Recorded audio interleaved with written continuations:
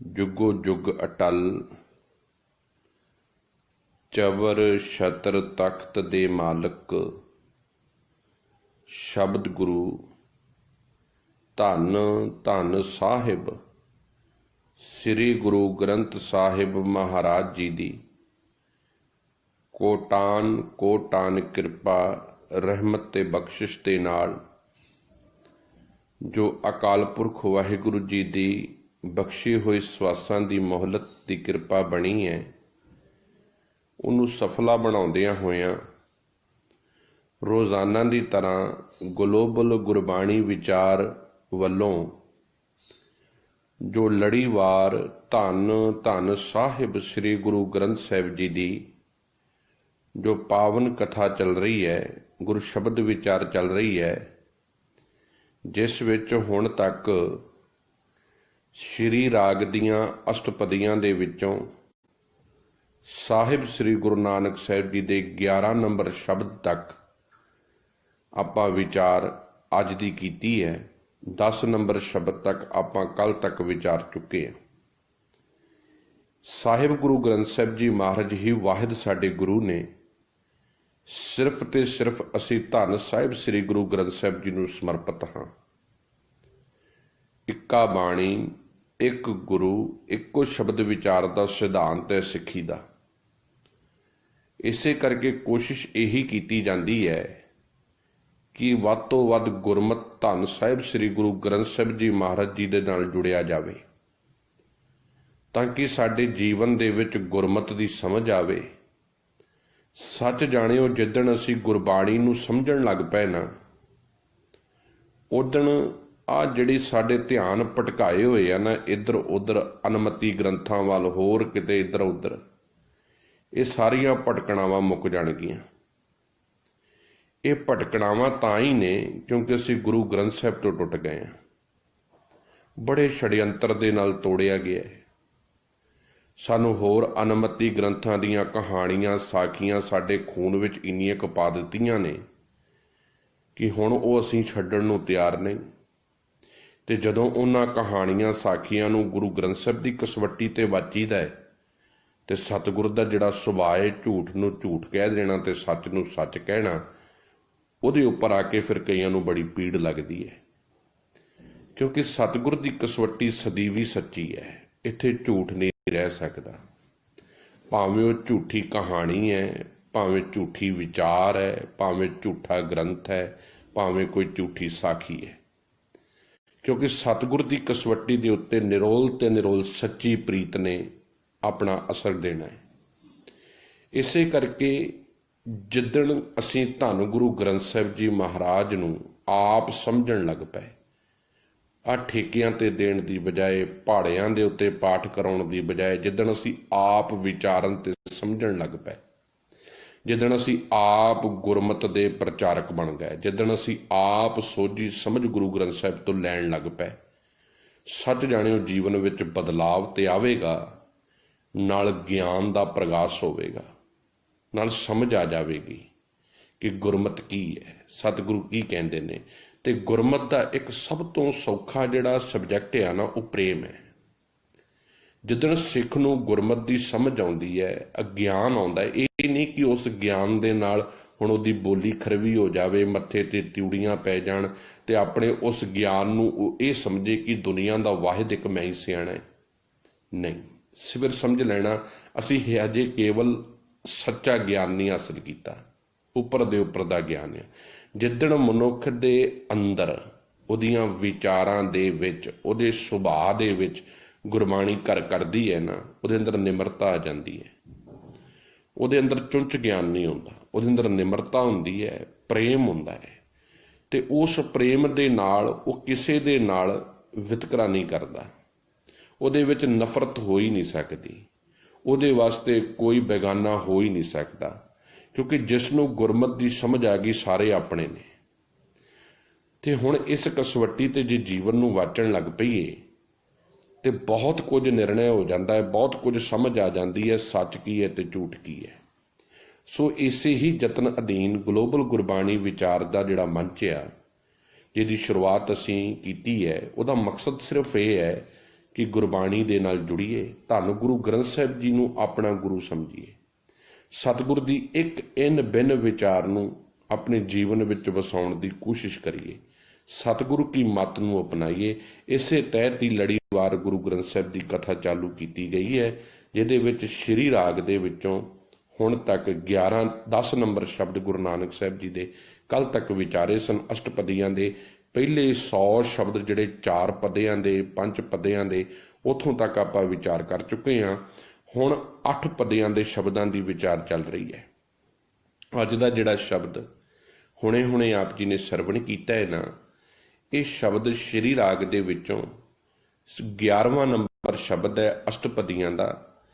ਪਰ ਇਸ ਸ਼ਬਦ ਦੀ ਇੱਕ ਖਾਸੀਅਤ ਹੈ, ਇਹਦੇ 10 ਬੰਦ ਨੇ, 10 ਸਟੈਂਜਾਸ ਨੇ, ਤੇ ਸ੍ਰੀ ਗੁਰੂ ਗ੍ਰੰਥ ਸਾਹਿਬ ਜੀ ਦੇ ਪਾਵਨ ਪੰਨਾ ਨੰਬਰ 60 ਦੇ ਉੱਤੇ ਸੁਭਾਏਮਾਨ ਨੇ। ਸ੍ਰੀ ਗੁਰੂ ਨਾਨਕ ਸਾਹਿਬ ਜੀ ਮਹਾਰਾਜ ਜੀ ਦੇ ਪਾਵਨ ਮੁਖਾਰਬਿੰਦ ਤੋਂ ਉਚਾਰਨ ਹੋਇਆ ਹੈ ਪਾਵਨ ਸ਼ਬਦ। ਇਸ ਸ਼ਬਦ ਦੇ ਵਿੱਚ ਪਰਮਾਤਮਾ ਤੇ ਸਿੱਖ ਦੀ ਪ੍ਰੀਤ ਨੂੰ ਸਤਿਗੁਰੂ ਜੀ ਨੇ ਡਿਫਾਈਨ ਕੀਤਾ ਹੈ। ਇਹ ਐਕਸਪਲੇਨ ਕਰਨ ਦੀ ਕੋਸ਼ਿਸ਼ ਕੀਤੀ ਹੈ ਕਿ ਸੱਚੀ ਪ੍ਰੀਤ ਜਦੋਂ ਸਿੱਖ ਦੇ ਜੀਵਨ ਵਿੱਚ ਆਉਂਦੀ ਹੈ, ਉਹਦੇ ਜੀਵਨ ਦੇ ਵਿੱਚ ਕਿਸ ਤਰੀਕੇ ਦੇ ਬਦਲਾਵ ਆਉਂਦੇ ਨੇ। ਫਿਰ ਇਸ ਪ੍ਰੀਤ ਤੇ ਪ੍ਰੇਮ ਦੇ ਸਬਜੈਕਟ ਨੂੰ ਹੋਰ ਕਲੀਅਰਲੀ ਸਮਝਾਉਣ ਵਾਸਤੇ ਤਮਾਮ ਇਹੋ ਜਿਹੀਆਂ ਉਦਾਹਰਨਾਂ ਦਿੱਤੀਆਂ ਨੇ, ਜੋ ਕਿਤੇ ਮੱਛੀ ਦੀ ਉਦਾਹਰਨ ਚੁੱਕੀ ਹੈ, ਕਿਤੇ ਦੁੱਧ ਦੀ ਚੁੱਕੀ ਹੈ। ਗੱਲ ਕਿ ਮਨੁੱਖ ਨੂੰ ਵੱਖ-ਵੱਖ ਉਦਾਹਰਨਾਂ ਦੇ ਕੇ ਇਹਦੇ ਅੰਦਰ ਪਰਮਾਤਮਾ ਦੇ ਸੱਚੇ ਪ੍ਰੇਮ ਨੂੰ ਉਜਾਗਰ ਕੀਤਾ ਜਾਵੇ, ਇਹਦੇ ਅੰਦਰ ਸੱਚੀ ਪ੍ਰੀਤ ਨੂੰ ਉਜਾਗਰ ਕੀਤਾ ਜਾਵੇ, ਤਾਂ ਕਿ ਇਹਦੇ ਅੰਦਰੋਂ ਵਿਕਾਰੀ ਮੋਹ, ਇਹਦੇ ਅੰਦਰੋਂ ਲੋਭ ਲਾਲਚ ਤੇ ਜੋ ਇਹ ਝੂਠਾ ਪ੍ਰੇਮ ਆਪਣੇ ਜੀਵਨ ਵਿੱਚ ਵਸਾ ਕੇ ਬੈਠਾ ਹੈ, ਉਹਨੂੰ ਛੱਡ ਕੇ ਸੱਚੇ ਪ੍ਰੀਤ ਦੀ ਸਮਝ ਇਹਦੇ ਜੀਵਨ ਵਿੱਚ ਆਵੇ। ਸੋ ਰਹਾਉ ਦਾ ਸਟੈਂਜਾ ਹੈ ਅੱਜ ਦੇ ਪਾਵਨ ਸ਼ਬਦ ਦਾ, ਮਨ ਰੇ ਕਿਉਂ ਛੂਟੈ ਬਿਨ ਪਿਆਰ। ਸਾਹਿਬ ਕਹਿੰਦੇ, ਹੇ ਮੇਰੇ ਮਨ, ਪਰਮਾਤਮਾ ਦੇ ਪਿਆਰ ਤੋਂ ਬਿਨਾਂ ਇਸ ਮਾਇਆ ਦੇ ਹੱਲਿਆਂ ਤੋਂ ਬਚਿਆ ਨਹੀਂ ਜਾ ਸਕਦਾ। ਕਿਉਂ ਛੁੱਟੈ, ਕਿਵੇਂ ਛੁੱਟਿਆ ਜਾਵੇ। ਆਹ ਜਿਹੜੇ ਨਿਤ ਵਿਕਾਰਾਂ ਦੇ ਹੱਲੇ ਨੇ, ਮਾਇਆ ਦਾ ਹੱਲਾ ਹੈ, ਨਿਤ ਸਾਡੇ ਜੀਵਨ ਤੇ ਆ ਕੇ ਸਾਨੂੰ ਆਪਣੇ ਸਿਧਾਂਤ ਤੋਂ, ਆਪਣੇ ਗੁਰੂ ਦੇ ਪਿਆਰ ਤੋਂ ਤੋੜ ਦਿੰਦੇ ਨੇ। ਬਾਬਾ ਕਬੀਰ ਜੀ ਨੇ ਇੱਕ ਬੜਾ ਪਿਆਰਾ ਸ਼ਬਦ ਕਿਹਾ, ਕਹਿੰਦੇ, ਹੇ ਪ੍ਰਮਾਤਮਾ ਜੀ, ਮੈਂ ਬਹੁਤ ਕੋਸ਼ਿਸ਼ ਕਰਦਾ, ਬਹੁਤ ਯਤਨ ਕਰਦਾ, ਬਾਰ-ਬਾਰ ਯਤਨ ਕਰਦਾ ਕਿ ਤੇਰੇ ਚਰਨਾਂ ਦੇ ਵਿੱਚ ਜੁੜਿਆ ਰਵਾਂ, ਪਰ ਪਤਾ ਕੈਸੀ ਅਵਸਥਾ ਬਣੀ ਹੈ। ਕਿਉਂ ਲੀਜੈ ਗੜਬੰਕਾ ਪਾਈ। ਮੈਂ ਕਿਵੇਂ ਇਸ ਕੱਚੇ ਕਿਲੇ ਰੂਪੀ ਇਸ ਸਰੀਰ ਨੂੰ ਜਿੱਤਾਂ। ਕਿਉਂ ਲੀਜੈ ਗੜਬੰਕਾ ਪਾਈ, ਦੋਵਰ ਕੋਟ ਅਰ ਤੇਵਰ ਖਾਈ, 5 25 ਮੋਹ ਮਦ ਮਤ ਸਰ ਆਡੀ ਪ੍ਰਬਲ ਮਾਇਆ। ਐਡੀ ਮਾਇਆ ਪ੍ਰਬਲ ਆ ਨਾ, ਇਹ ਮੈਨੂੰ ਫਿਰ ਆ ਕੇ ਦਬੋਚ ਲੈਂਦੀ ਹੈ। ਮੈਂ ਬਹੁਤ ਕੋਸ਼ਿਸ਼ ਕਰਦਾ, ਬਹੁਤ ਯਤਨ ਕਰਦਾ, ਤੇਰੀ ਗੱਲ ਇਹ ਨਹੀਂ ਕਿ ਮੈਨੂੰ ਸਮਝ ਨਹੀਂ ਆਉਂਦੀ, ਮੈਨੂੰ ਸਮਝ ਆਉਂਦੀ ਹੈ। ਬਾਰ-ਬਾਰ ਤੇਰੇ ਬਚਨਾਂ 'ਚੋਂ ਮੈਨੂੰ ਇਹ ਗੱਲ ਪੱਲੇ ਪੈਂਦੀ ਹੈ ਕਿ ਇਸ ਮਾਇਆ ਦੇ ਹੱਲੇ ਤੋਂ ਬਚਣਾ ਹੈ, ਇਸ ਮੋਹ ਤੋਂ ਬਚਣਾ ਹੈ, ਹੰਕਾਰ ਤੋਂ ਬਚਣਾ ਹੈ, ਹਉਮੈ ਤੋਂ ਬਚਣਾ ਹੈ, ਲੋਭ ਤੋਂ ਬਚਣਾ ਹੈ। ਪਰ ਕੀ ਕਰਾਂ, ਕੋਸ਼ਿਸ਼ ਬਹੁਤ ਕਰਦਾ, ਪਰ ਮੇਰਾ ਜ਼ੋਰ ਨਹੀਂ ਚੱਲਦਾ, ਵਸ ਨਹੀਂ ਚੱਲਦਾ। ਮੈਨੂੰ ਦੁਬਾਰਾ ਕਿਤੇ ਨਾ ਕਿਤੇ ਆ ਕੇ ਇਹ ਮਾਇਆ ਘੇਰ ਲੈਂਦੀ ਹੈ। ਤੇ ਰਹਾਉ ਦੀਆਂ ਪੰਕਤੀਆਂ ਇਸ ਸ਼ਬਦ ਦੀਆਂ ਬੜੀਆਂ ਪਿਆਰੀਆਂ ਨੇ। ਫਿਰ ਇਹਦੇ ਵਿੱਚ ਬਾਬਾ ਕਬੀਰ ਜੀ ਕਹਿੰਦੇ ਨੇ, ਹੇ ਪਾਤਸ਼ਾਹ ਜੀ, ਕਿਰਪਾ ਕਰੋ, ਆਪ ਤੁਸੀਂ ਮੇਰੀ ਬਾਂਹ ਫੜੋ। ਜਨ ਗਰੀਬ ਕੋ ਜੋਰ ਨਾ ਪਹੁੰਚੇ, ਕਹਾਂ ਕਰੋ ਰਘੁਰਾਇਆ। ਮੈਂ ਤੇ ਇੱਕ ਨਿਮਾਣਾ ਜਿਹਾ ਹਾਂ, ਕੋਸ਼ਿਸ਼ ਕਰ ਸਕਦਾ ਹਾਂ, ਯਤਨ ਕਰ ਸਕਦਾ ਹਾਂ, ਪਰ ਮੇਰਾ ਆਪਣਾ ਕੋਈ ਜ਼ੋਰ ਚੱਲਦਾ ਹੀ ਕੋਈ ਨਹੀਂ। ਤੁਸੀਂ ਕਿਰਪਾ ਕਰੋ, ਰਹਿਮਤ ਕਰੋ ਮੇਰੇ ਤੇ, ਮੈਨੂੰ ਇਹਨਾਂ ਹੱਲਿਆਂ ਤੋਂ ਬਚਾ ਲਓ। ਤੇ ਇਹਨਾਂ ਹੱਲਿਆਂ ਤੋਂ ਬਚਣ ਵਾਸਤੇ ਆਪਣੇ ਅੰਦਰ ਸਭ ਤੋਂ ਪਹਿਲਾਂ ਆਪਣੇ ਆਪ ਦੀ ਪੜਚੋਲ ਕਰਨੀ ਪਏਗੀ। ਵੇਖੋ, ਗੁਰਬਾਣੀ ਦਾ ਇੱਕ ਸਬਜੈਕਟ ਜਿਹੜਾ ਸਭ ਤੋਂ ਪਿਆਰਾ ਹੈ ਨਾ, ਪ੍ਰਥਮੈ ਮਨ ਪ੍ਰਬੋਧੇ ਆਪਣੇ ਵਾਲੀ ਗੱਲ ਹੈ। ਪਹਿਲਾਂ ਆਪਣੇ ਆਪ ਨੂੰ ਪ੍ਰਬੋਧਣਾ ਹੈ, ਆਪਣੇ ਆਪ ਨੂੰ ਤਰਾਸ਼ਣਾ ਹੈ, ਆਪਣੇ ਆਪ ਨੂੰ ਸਵਾਰਨਾ ਹੈ। ਜਦੋਂ ਅਸੀਂ ਆਪਣੇ ਆਪ ਨੂੰ ਤਰਾਸ਼ਣ ਵਾਲੇ ਰਸਤੇ 'ਤੇ ਚੱਲਾਂਗੇ ਨਾ, ਤਾਂ ਸਾਹਿਬ ਕਹਿੰਦੇ, ਮਨ ਰੇ ਕਿਉਂ ਛੂਟੋ ਬਿਨ ਪਿਆਰ। ਹੇ ਮੇਰੇ ਮਨ, ਪਰਮਾਤਮਾ ਦੇ ਨਾਲ ਜੇ ਪਿਆਰ ਪਾਵੇਂਗਾ, ਉਹਦੇ ਪਿਆਰ ਤੋਂ ਬਿਨਾਂ ਇਸ ਮਾਇਆ ਦੇ ਹੱਲਿਆਂ ਤੋਂ ਬਚਿਆ ਨਹੀਂ ਜਾ ਸਕਦਾ। ਇੱਕੋ ਇੱਕ ਤਰੀਕਾ ਹੈ ਕਿ ਤੂੰ ਆਪਣੇ ਜੀਵਨ, ਆਪਣੀ ਸੁਰਤ, ਆਪਣੀ ਸੋਚ ਨੂੰ, ਨਿਰੰਕਾਰ ਨੂੰ ਆਪਣੇ ਹਾਜ਼ਰ ਨਾਜ਼ਰ ਸਮਝ ਕੇ ਉਹਦੇ ਵਿੱਚ ਜੋੜ। ਗੁਰਮੁਖ ਅੰਤਰ ਰਵ ਰਹਿਆ, ਬਖਸ਼ੇ ਭਗਤ ਭੰਡਾਰ ਰਹਾਓ। ਗੁਰਮੁਖ ਖੱਖੇ ਨੂੰ ਸਿਹਾਰੀ ਹੈ, ਅਰਥ ਆ ਗੁਰੂ ਦੇ ਸਨਮੁਖ ਰਹਿਣ ਵਾਲਾ ਮਨੁੱਖ।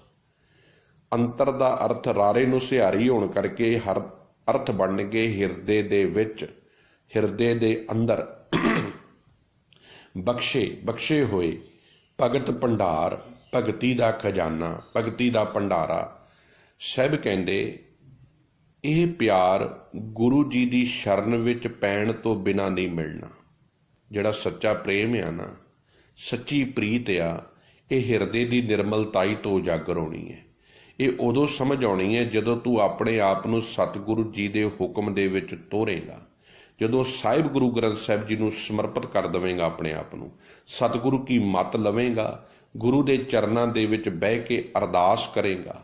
ਕਿਉਂਕਿ ਗੁਰੂ ਜੀ ਦੇ ਸਨਮੁਖ ਰਹਿਣ ਵਾਲੇ ਮਨੁੱਖ ਦੇ ਅੰਦਰ ਹੀ ਸਤਿਗੁਰ ਦੀ ਕਿਰਪਾ ਦੇ ਨਾਲ ਐਸੀ ਪਿਆਰ ਦੀ ਸਾਂਝ ਬਣਦੀ ਹੈ ਕਿ ਉਸ ਨੂੰ ਹਰ ਵਕਤ ਹਰ ਜਗ੍ਹਾ ਪਰਮਾਤਮਾ ਹਾਜ਼ਰ ਨਾਜ਼ਰ ਮੌਜੂਦ ਨਜ਼ਰ ਆਉਣ ਲੱਗ ਪੈਂਦਾ ਹੈ। ਉਹ ਹਰ ਜਗ੍ਹਾ ਪਰਮਾਤਮਾ ਨੂੰ ਹਾਜ਼ਰ ਨਾਜ਼ਰ ਸਮਝਦਾ ਹੈ। ਉਹਦੀਆਂ ਸੋਚਾਂ ਦੇ ਵਿੱਚ, ਉਹਦੇ ਖਿਆਲਾਂ ਦੇ ਵਿੱਚ, ਉਹਦੀਆਂ ਵਿਚਾਰਾਂ ਦੇ ਵਿੱਚ ਫਿਰ ਪਰਮਾਤਮਾ ਆ ਵਸਦਾ ਹੈ। ਸਾਡੀ ਇੱਕ ਜ਼ਿੰਦਗੀ ਹੈ ਜਿਹੜੀ ਅਸੀਂ ਦੁਨਿਆਵੀ ਤੌਰ 'ਤੇ ਜਿਉਂਦੇ ਹਾਂ, ਇੱਕ ਜ਼ਿੰਦਗੀ ਹੈ ਜਿਹੜੀ ਸਾਡੀ ਆਪਣੀ ਹੈ। ਉਸ ਜ਼ਿੰਦਗੀ ਦੇ ਵਿੱਚ ਜੋ ਅਸੀਂ ਚਿਤਵਦੇ ਹਾਂ, ਜੋ ਅਸੀਂ ਸੋਚਦੇ ਹਾਂ, ਉਹ ਸਾਡਾ ਸੁਭਾਅ ਬਣਦਾ ਹੈ। ਉਸ ਜ਼ਿੰਦਗੀ ਦਾ ਸਮਾਂ ਕਿਹੜਾ ਹੈ? ਜਦੋਂ ਅਸੀਂ ਇਕੱਲੇ ਬੈਠੇ ਹਾਂ ਜਾਂ ਅਸੀਂ ਕਿਤੇ ਸਫ਼ਰ ਕਰ ਰਹੇ ਹਾਂ, ਸਾਡੇ ਅੰਦਰ ਵਿਚਾਰਾਂ ਦਾ ਇੱਕ ਬਹੁਤ ਵੱਡਾ ਵੇਗ ਚੱਲਦਾ ਹੈ। ਹੁਣ ਉਹਨਾਂ ਵਿਚਾਰਾਂ ਦੇ ਵਿੱਚ ਸਾਡੇ ਸਾਹਮਣੇ ਉਹ ਦ੍ਰਿਸ਼ ਆਉਂਦੇ ਨੇ, ਜਾਂ ਤਾਂ ਅਸੀਂ ਜਿਨ੍ਹਾਂ ਤੋਂ ਪ੍ਰਭਾਵਿਤ ਹੋਏ ਹਾਂ ਉਹ ਲੋਕ, ਤੇ ਜਾਂ ਜਿਨ੍ਹਾਂ ਨੇ ਸਾਡੇ ਜੀਵਨ ਦੇ ਵਿੱਚ ਸਾਨੂੰ ਨੁਕਸਾਨ ਦਿੱਤਾ ਹੈ ਉਹ ਲੋਕ।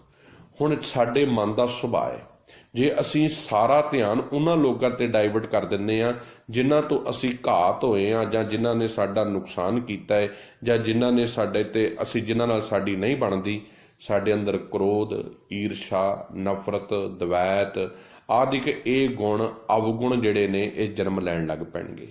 ਹੁਣ ਜਿਹੜਾ ਉਹ ਪਲ 1 ਘੰਟੇ ਜਾਂ 2 ਘੰਟੇ ਅਸੀਂ ਸਫ਼ਰ ਦੇ ਵਿੱਚ ਬਤੀਤ ਕੀਤੇ, ਇਕੱਲਿਆਂ ਰਹਿ ਕੇ ਬਤੀਤ ਕੀਤੇ, ਜੇ ਉਹਦੇ ਵਿੱਚ ਇਹ ਸਮਝ ਨਹੀਂ ਸੀ ਕਿ ਪਰਮਾਤਮਾ ਮੇਰੇ ਨਾਲ ਹੈ, ਨਹੀਂ ਇਹ ਸਮਝ ਆਈ ਉਸ ਘੰਟੇ 'ਚ, ਉਸ 1 ਘੰਟੇ ਦੇ ਵਿੱਚ ਸਾਡੇ ਅੰਦਰ ਇਤਨਾ ਪ੍ਰਦੂਸ਼ਣ ਚਲਾ ਗਿਆ, ਕ੍ਰੋਧ ਦਾ, ਲੋਭ ਦਾ, ਵਿਕਾਰਾਂ ਦਾ, ਹੰਕਾਰ ਦਾ, ਮਾੜਿਆਂ ਖਿਆਲਾਂ ਦਾ, ਕਿ ਸਾਡੇ ਅੰਦਰ ਉਹ ਇਤਨੀ ਮੈਲ ਪੈਦਾ ਕਰ ਗਿਆ ਜਿਹੜੀ ਧੋਣੀ ਬੜੀ ਮੁਸ਼ਕਿਲ ਹੈ। ਉੱਥੋਂ ਹੀ ਸਾਡਾ ਸੁਭਾਅ ਬਣਦਾ ਹੈ।